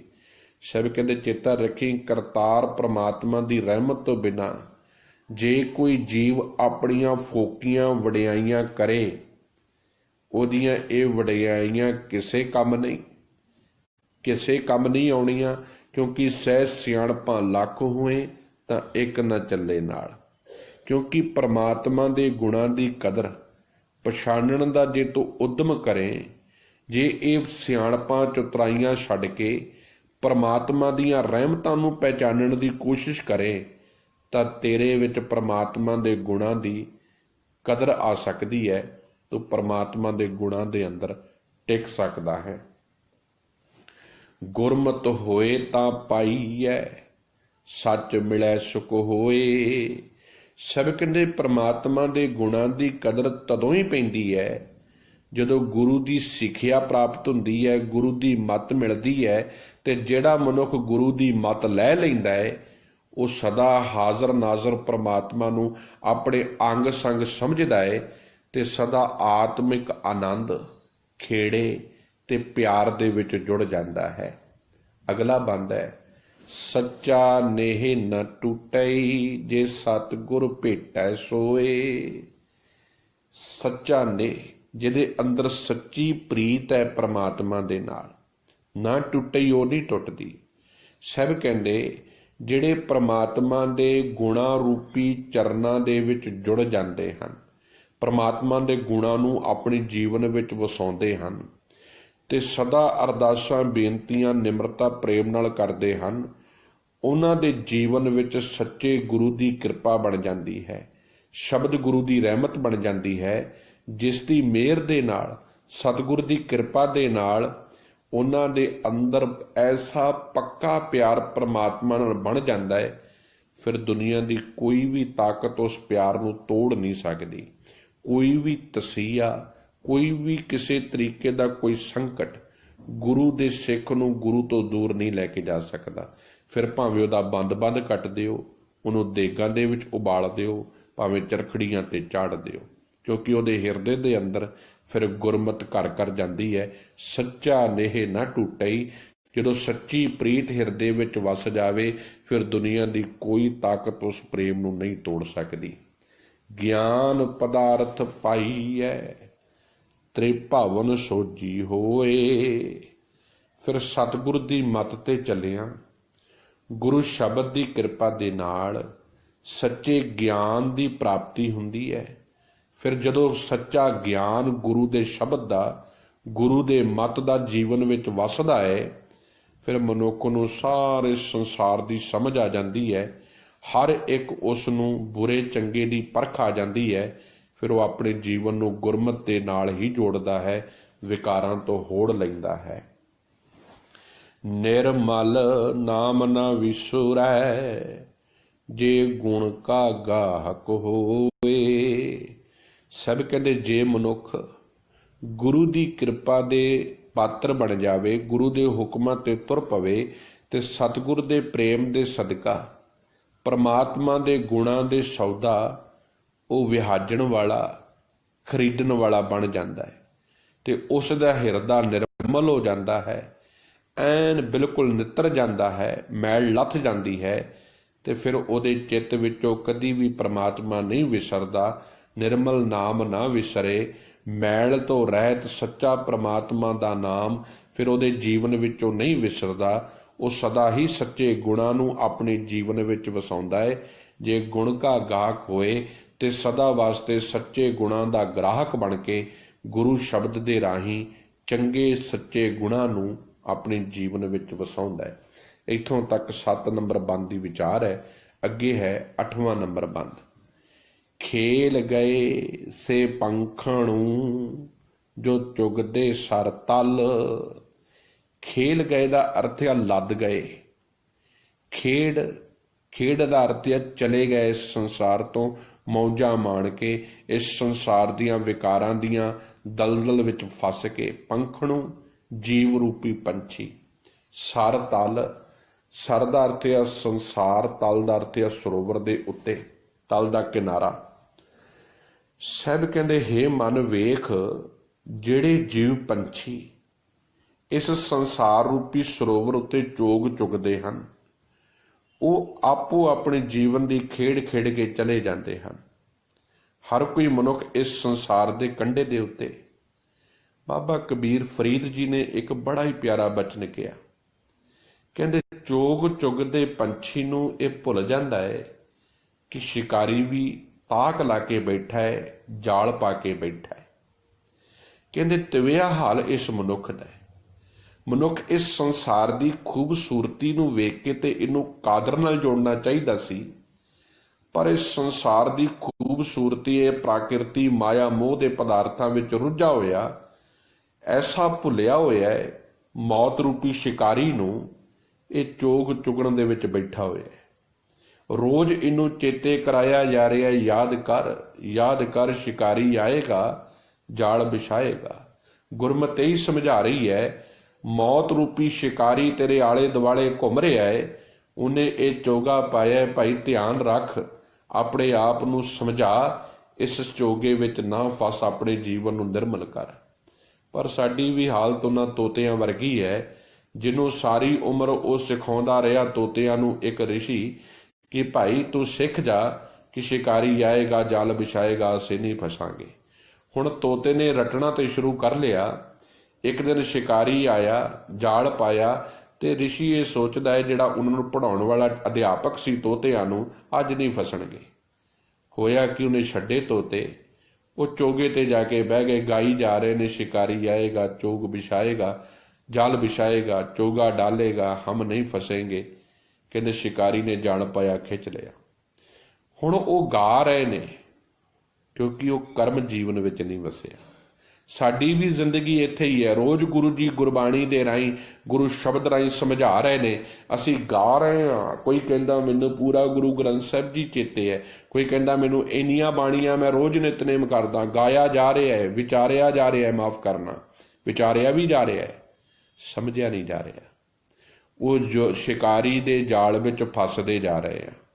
ਸਭ ਕਹਿੰਦੇ ਐਸਾ ਹਾਲ ਇਸ ਮਨੁੱਖ ਦਾ ਹੈ। ਬਾਬਾ ਫਰੀਦ ਜੀ ਨੇ ਬੜਾ ਪਿਆਰਾ ਬਚਨ ਕਿਹਾ, ਕਹਿੰਦੇ ਫਰੀਦਾ ਦਰਿਆਵੇ ਕੰਨੇ ਬਗਲਾ ਬੈਠਾ ਕੇਲ ਕਰੇ। ਆ ਬੜੀਆਂ ਕੇਲਾਂ ਮੰਨਦਾ ਹੈ, ਮੌਜਾਂ ਮੰਨਦਾ ਹੈ, ਭੁੱਲ ਚੁੱਕਿਆ ਹੈ ਕਿ ਇੱਕ ਦਿਨ ਇੱਥੋਂ ਛੱਡ ਕੇ ਚਲੇ ਜਾਣਾ ਹੈ, ਪਰ ਇਹਨੂੰ ਸਦੀਵੀ ਮੰਨ ਕੇ ਬੈਠਾ ਹੈ। ਘੜੀ ਕੇ ਮੌਤ ਕੇ ਚੱਲਣਾ, ਖੇਲਣ ਅੱਜ ਕੇ ਕੱਲ। ਹਰੇਕ ਜੀਵ ਪੰਛੀ ਨੇ ਘੜੀ ਪਲ ਦੀ ਖੇਡ ਖੇਡ ਕੇ ਸਭ ਕਹਿੰਦੇ ਇੱਥੋਂ ਤੁਰ ਜਾਣਾ ਹੈ। ਇਹ ਖੇਡ ਇੱਕ ਦੋ ਦਿਨ ਵਿੱਚ ਹੀ ਮੁੱਕ ਜਾਣੀ ਹੈ। ਮਨੁੱਖ ਸਾਰੀ ਉਮਰ ਜ਼ਿੰਦਗੀ ਦੇ ਬੈਠਾ ਲਾ ਕੇ, ਕੀ ਪਤਾ ਕਦੋਂ ਪ੍ਰਮਾਤਮਾ ਦੇ ਘਰ ਦਾ ਸੁਨੇਹਾ ਆਵੇ ਤੇ ਛੱਡ ਕੇ ਤੁਰ ਜਾਵੇ। ਜਿਸ ਤੂੰ ਮਿਲੈ ਸੋ ਮਿਲੈ, ਜਾਏ ਸੱਚਾ ਪਿੜ ਮੱਲ। ਜਿਹਨੂੰ ਤੂੰ ਇਹ ਬੁਝਾਰਤ ਬੁਝਾ ਦਿੱਤੀ, ਜਿਹਨੂੰ ਗੁਰਮਤਿ ਦੀ ਸਮਝ ਆ ਗਈ, ਜੋ ਤੇਰੇ ਦਰ ਤੇ ਤੁਰ ਪਏ, ਤੇਰੇ ਹੁਕਮ 'ਚ ਤੁਰ ਪਏ, ਉਹਨਾਂ ਦੇ ਅੰਦਰ ਤੂੰ ਸੱਚੇ ਪ੍ਰੇਮ ਦੀ ਕਿਰਪਾ ਦੇ ਨਾਲ, ਗੁਰੂ ਸ਼ਬਦ ਦੀ ਰਹਿਮਤ ਨਾਲ ਗਿਆਨ ਪ੍ਰਗਾਸ ਦਿੱਤਾ। ਉਹਨਾਂ ਨੂੰ ਸਮਝ ਪੈ ਗਈ ਅਸੀਂ ਇਸ ਜ਼ਿੰਦਗੀ ਰੂਪੀ ਖੇਡ ਨੂੰ ਜਿੱਤ ਕੇ, ਸੁਰਖਰੂ ਹੋ ਕੇ, ਇਸ ਜੀਵਨ ਨੂੰ ਸਫਲ ਬਣਾ ਕੇ ਪਰਮਾਤਮਾ ਦੇ ਵਿੱਚ ਸਮਾਉਣਾ ਹੈ। ਬਿਨ ਗੁਰ ਪ੍ਰੀਤ ਨ ਉਪਜੈ, ਹਉਮੈ ਮੈਲ ਨ ਜਾਏ। ਸਭ ਕਹਿੰਦੇ ਇੱਕ ਗੱਲ ਭਲੀ ਭਾਂਤ ਚੇਤੇ ਰੱਖ, ਜਦ ਤੱਕ ਇਹ ਮਨ ਗੁਰੂ ਸ਼ਬਦ ਦੇ ਪ੍ਰੇਮ ਦੇ ਵਿੱਚ ਨਹੀਂ ਨਾ ਖੁੱਭਦਾ, ਜਦ ਤੱਕ ਗੁਰੂ ਦੀ ਮੱਤ ਨੂੰ ਤੂੰ ਆਪਣੇ ਪੱਲੇ ਨਹੀਂ ਬੰਨ੍ਹਦਾ, ਉਹਦੇ ਮੁਤਾਬਕ ਜੀਵਨ ਨੂੰ ਨਹੀਂ ਤੋੜਦਾ, ਇਹ ਹਉਮੈ ਮੈਲ ਨਾ ਜਾਏ। ਮੈਂ ਮੇਰੀ ਦੀ ਹਉਮੈ ਦੀ ਈਗੋ ਦੀ ਮੈਲ ਇਹ ਲੱਥਣੀ ਨਹੀਂ, ਇਹ ਦੂਰ ਨਹੀਂ ਹੋਣੀ। ਸੋਹੰਗ ਆਪ ਪਛਾਣੀ ਹੈ, ਸ਼ਬਦ ਭੇਦ ਪਤਿਆਏ। ਸੋਹੰਗ ਦਾ ਅਰਥ ਆ ਉਹ ਮੈਂ ਹਾਂ, ਆਪ ਆਪਣਾ ਆਪ। ਸੋਹੰਗ ਦਾ ਅਰਥ ਆ ਆਪਣੇ ਆਪ ਦੀ ਪਹਿਚਾਣ ਕਰਨੀ, ਆਪਣੇ ਆਪ ਨੂੰ ਪਹਿਚਾਨਣਾ। ਪਛਾਣੀਏ ਦਾ ਅਰਥ ਆ ਪਛਾਨਣਾ। ਸਾਹਿਬ ਜੀ ਕਹਿੰਦੇ ਜਦੋਂ ਮਨੁੱਖ ਦਾ ਮਨ ਗੁਰੂ ਜੀ ਦੇ ਸ਼ਬਦ ਵਿੱਚ ਵਿਝ ਜਾਂਦਾ ਹੈ, ਗੁਰੂ ਦੀ ਮੱਤ ਤੇ ਤੁਰ ਪੈਂਦਾ ਹੈ ਤੇ ਗੁਰੂ ਦੇ ਸ਼ਬਦ ਵਿੱਚ ਪਤੀਤ ਜਾਂਦਾ ਹੈ, ਤਦੋਂ ਇਹ ਪਛਾਣ ਆਉਂਦੀ ਹੈ ਮੇਰਾ ਤੇ ਪ੍ਰਭੂ ਦਾ ਸੁਭਾਅ ਰਲਿਆ ਹੈ ਜਾਂ ਨਹੀਂ। ਕਿਆ ਬਚਨ ਨੇ ਆਖਰੀ। ਸਤਿਗੁਰੂ ਕੈਸਾ ਕਮਾਲ ਦਾ ਨਿਚੋੜ ਕੱਢਦੇ ਨੇ, ਪਰਖ ਕਰਨ ਦਾ ਸਾਨੂੰ ਤਰੀਕਾ ਦੱਸ ਦਿੰਦੇ ਨੇ। ਸਭ ਕਹਿੰਦੇ ਤੂੰ ਜੇ ਪਰਖ ਕਰਨੀ ਚਾਹੁੰਦਾ ਨਾ ਵੀ ਤੂੰ ਕਿਸ ਲੈਵਲ ਤੱਕ ਤੇਰਾ ਜੀਵਨ ਪਹੁੰਚਿਆ ਹੈ, ਤੇ ਆਪਣੇ ਤੇ ਪਰਮਾਤਮਾ ਦੇ ਗੁਣਾਂ ਨੂੰ ਵਿਚਾਰ ਕੇ ਵੇਖਿਆ ਕਰ। ਜੇ ਤੇਰੇ ਅੰਦਰ ਹਜੇ ਵੀ ਧੱਕਾ ਕਰਨ ਦੀ ਸ਼ਕਤੀ ਹੈ, ਜੇ ਹਜੇ ਵੀ ਤੂੰ ਕ੍ਰੋਧ ਵਿੱਚ ਆ, ਹਜੇ ਵੀ ਲਾਲਚ ਜੀਵਨ ਵਿੱਚ ਉਮੜ ਰਿਹਾ ਹੈ, ਹਜੇ ਵੀ ਈਰਸ਼ਾ ਹੈ, ਨਫ਼ਰਤ ਆ, ਫਿਰ ਤੂੰ ਭਾਵੇਂ ਬਾਹਰੋਂ ਜਿੰਨਾ ਮਰਜ਼ੀ ਭੇਖ ਬਣਾ ਕੇ ਬੈਠਾ ਰਹਿ, ਤੂੰ ਤੇ ਜੇ ਰੱਬ ਵਰਗਾ ਬਣਿਆ ਹੀ ਨਹੀਂ। ਸਿੱਧੀ ਜੀ ਸੌਖੀ ਜੀ ਕਸਵੱਟੀ ਦਿੱਤੀ ਹੈ। ਪ੍ਰਮਾਤਮਾ ਦੇ ਗੁਣਾਂ ਦੇ ਵਿੱਚ ਆਪਣੇ ਗੁਣ ਜੋੜ ਕੇ ਵੇਖ। ਜੇ ਤੇਰੇ ਗੁਣ ਪ੍ਰਮਾਤਮਾ ਵਰਗੇ ਨਜ਼ਰ ਆਉਣ ਲੱਗ ਪੈਣ ਤੇ ਸਮਝ ਲਈ ਜ਼ਿੰਦਗੀ ਦਾ ਸੁਭਾਅ ਬਦਲ ਗਿਆ ਹੈ। ਪਰ ਜੇ ਜੀਵਨ ਓਨਾ ਹੀ ਈਰਸ਼ਾ ਤੇ ਨਫ਼ਰਤ ਵਿੱਚ ਅਜੇ ਵੀ ਘਿਰਿਆ ਹੈ, ਸੱਚ ਜਾਣੀ ਹਜੇ ਤੂੰ ਸ਼ਬਦ ਦੀ ਕਮਾਈ, ਗੁਰੂ ਸ਼ਬਦ ਨੂੰ ਵਿਚਾਰਿਆ ਨਹੀਂ, ਕਮਾਇਆ ਨਹੀਂ, ਜੀਵਨ 'ਚ ਵਸਾਇਆ ਨਹੀਂ। ਸ਼ਬਦ ਨੂੰ ਜੀਵਨ 'ਚ ਵਸਾਉਣਾ ਹੈ, ਗੁਰੂ ਦੀ ਮੱਤ ਨੂੰ ਵਸਾਉਣਾ ਹੈ। ਗੁਰਮੁਖ ਆਪ ਪਛਾਣੀਐ ਅਵਰ ਕੇ ਕਰੇ ਕਰਾਏ। ਗੁਰਮੁਖ ਗੁਰੂ ਦੀ ਸਨਮੁਖ, ਗੁਰੂ ਦੀ ਮੱਤ ਤੇ ਚੱਲ ਕੇ ਆਪ ਪਛਾਣੀਏ, ਆਪਣੇ ਆਪੇ ਦੀ ਪਹਿਚਾਣ ਕਰਨੀ ਹੈ। ਅਵਰ ਕੇ ਕਰੇ ਕਰਾਏ, ਕਿਉਂਕਿ ਸਤਿਗੁਰੂ ਦੀ ਮੱਤ ਤੇ ਚੱਲ ਕੇ ਹੀ ਇਹ ਜੀਵਨ ਨਿਰਮਲ ਹੋਣਾ ਹੈ। ਇਹ ਤੋਂ ਬਿਨਾ ਹੋਰ ਭਾਵੇਂ ਤੂੰ ਜਿੰਨੇ ਮਰਜ਼ੀ ਕਰਮ ਕਾਂਡ ਕਰੀ ਜਾ, ਜਿੰਨੇ ਮਰਜ਼ੀਆਂ ਧੂਣੀਆਂ ਤਪਾਈ ਜਾ, ਜਿੰਨੇ ਮਰਜ਼ੀ ਬਰਸੀਆਂ ਮਨਾਈ ਜਾ, ਵਰਤ ਸ਼ਰਤ ਰੱਖੀ ਜਾ, ਪਖੰਡ ਕਰੀ ਜਾ, ਕੋਈ ਮਾਇਨੇ ਨਹੀਂ ਜਦ ਤੱਕ ਜੀਵਨ ਦੇ ਵਿੱਚ ਗੁਰੂ ਸ਼ਬਦ ਨੂੰ ਨਹੀਂ ਵਸਾਉਂਦਾ, ਗੁਰੂ ਦੀ ਮੱਤ ਤੇ ਨਹੀਂ ਚੱਲਦਾ। ਆਖਰੀ ਪੰਕਤੀ, ਆਖਰੀ ਬੰਦ ਹੈ ਪਾਵਨ ਸ਼ਬਦ ਦਾ। ਪਹਿਲਾਂ ਵੀ ਬੇਨਤੀ ਕੀਤੀ ਸੀ, ਲੰਬਾ ਸ਼ਬਦ ਹੈ, 10 ਸਟੈਂਜੇ ਨੇ ਪੂਰੇ ਸ਼ਬਦ ਦੇ। ਮਿਲਿਆ ਕਾ ਕਿਆ ਮੇਲੀ ਹੈ, ਸ਼ਬਦ ਮਿਲੇ ਪਤੀ ਆਏ। ਕਹਿੰਦੇ ਜਿਹੜੇ ਜੀਵ ਗੁਰੂ ਦੇ ਸ਼ਬਦ ਵਿੱਚ ਮਿਲ ਗਏ, ਗੁਰੂ ਦੀ ਮੱਤ ਵਿੱਚ ਮਿਲ ਗਏ, ਗੁਰੂ ਦੇ ਸ਼ਬਦ ਵਿੱਚ ਤੁਰ ਪਏ, ਉਹ ਸਦਾ ਵਾਸਤੇ ਪ੍ਰਮਾਤਮਾ ਦੇ ਨਾਲ ਇਕਮਿਕ ਹੋ ਗਏ। ਉਹਨਾਂ ਦੇ ਅੰਦਰ ਕੋਈ ਫਿਰ ਕਿਸੇ ਵੀ ਤਰੀਕੇ ਦਾ ਵਿਛੋੜਾ ਨਹੀਂ ਰਹਿ ਜਾਂਦਾ ਜਿਸ ਨੂੰ ਦੂਰ ਕਰਕੇ ਉਹਨਾਂ ਨੂੰ ਮੁੜ ਪ੍ਰਭੂ ਨਾਲ ਜੋੜਿਆ ਜਾਏ। ਉਹਨਾਂ ਦੇ ਅੰਦਰ ਨਿਰਮਲਤਾਈ ਬਣ ਜਾਂਦੀ ਹੈ, ਉਹ ਪਤੀਤ ਜਾਂਦੇ ਨੇ ਗੁਰੂ ਦੀ ਮੱਤ ਵਿੱਚ। ਫਿਰ ਉਹਨਾਂ ਵਿੱਚ ਤੇ ਪ੍ਰਮਾਤਮਾ ਦੇ ਵਿੱਚ ਕੋਈ ਭੇਦ, ਕੋਈ ਫਰਕ ਨਹੀਂ ਰਹਿੰਦਾ। ਮਨ ਮੁਕ ਸੋਝੀ ਨਾ ਪਵੈ, ਵਿਛੜ ਚੋਟਾਂ ਖਾਏ। ਪਰ ਜਿਹੜੇ ਆਪਣੇ ਮਨ ਦੇ ਪਿੱਛੇ ਤੁਰਨ ਵਾਲੇ ਬੰਦੇ ਨੇ ਨਾ, ਸਭ ਕਹਿੰਦੇ ਉਹਨਾਂ ਨੂੰ ਸਾਰੀ ਜ਼ਿੰਦਗੀ ਸਮਝਣੀ ਪੈਂਦੀ। ਉਹ ਪ੍ਰਮਾਤਮਾ ਦੇ ਚਰਨਾਂ ਤੋਂ ਵਿਛੜੇ ਰਹਿੰਦੇ ਨੇ ਤੇ ਮਾਇਆ ਦੀਆਂ ਮੋਹ ਦੀਆਂ ਚੋਟਾਂ ਨਿਤ ਉਹਨਾਂ ਦੇ ਮੂੰਹ ਤੇ ਪੈਂਦੀਆਂ ਨੇ। ਕਿਹੋ ਜਿਹੀਆਂ?